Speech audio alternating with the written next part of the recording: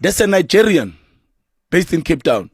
He owns 800 RDP houses. Our people are paying rent to him. Now, you must tell me, what type of government do we have? There's others here.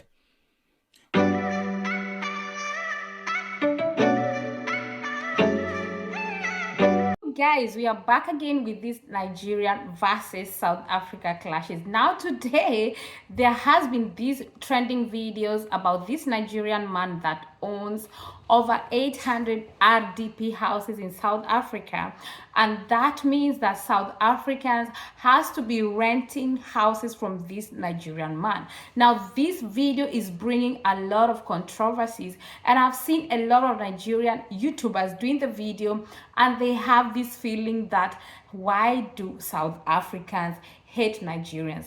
Now, before I continue, I want you guys to understand what is the meaning of RDP. I went online to check what are Rdp'S. So according to this human settlement and from the department Human Settlements Republic of South Africa, these are government subsidized houses. The program is also known as the RDP programs, and this program provides beneficiaries with a fully built house that is provided free of charge by the government.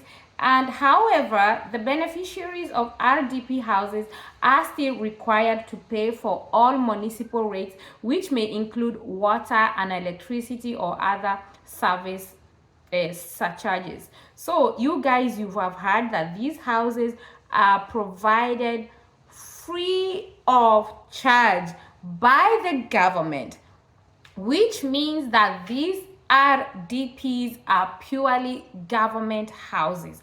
Now, this is why at this interview that you guys have watched is that how was it possible? How did this Nigerian man now had the capability? How was he able to own over 800 government houses?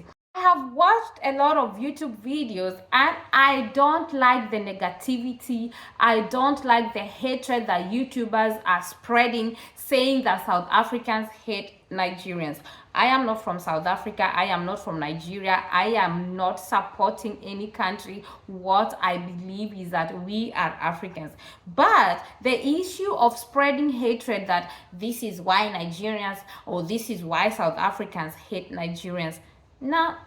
Even in the interview, the man said, what type of government do we have? Because how is it possible that this Nigerian man was able to acquire 800 Rdp'S, government houses? This is the issue of bad governments in South Africa. And the other question, why must it have to be a Nigerian person? Why? This is my question. Why is that most of the time Nigerians are associated with bad things, especially in South Africa? So this is a question that we have to dig deep and look, because a government house belonging to South Africa and a Nigerian is owning 800 of those houses, and he's now made it a business. He's very smart. The truth is, these people are smart. Nigerians are smart. They are industrious. They are business people. But it now goes to the the South African government. Who the heck gave that man those houses? Who sold those? Because this is a collaboration between a Nigerian business owner and a South African, somebody working in the South African government. So basically they have connived together. They have taken the property that is supposed to be free of charge to poor South Africans that maybe they are sick, they are not employed, they need financial support. But the government has now connived with one Nigerian businessman, and they are making money from the masses. So this is not about South Africans hating Nigerians or Nigerians hating South Africans. This is about bad governance. It is a big problem here, you guys. We have to look deep into this matter. because everyone is just focusing on the hatred, that this is why South Africans hate Nigerians. Come on. Of course, there has been problem between Nigerians and South Africans. Recently, they have been clashing. The other day was bolt to bolt, and now this issue of RDP has now risen from I don't know where. And the issue is that the Nigerians feel that the South Africans are not really happy because the Nigerians are landlord. My problem is not the landlord. My problem is that how was he able to get those 800 houses that belongs to the South African government? So this whole problem is South African bad government. The police are not doing their work, but of course they have been bribed. They have been given money, and everybody is making money from this government property. So you guys, for me, I just feel like we should stop hate. We should stop spreading hatred, because the way the YouTubers are taking this thing is on another level. Why is not people thinking about how the whole South African government is a mess, is a whole mess? Because you would not tell me that the government don't know about it. Listen to the interview.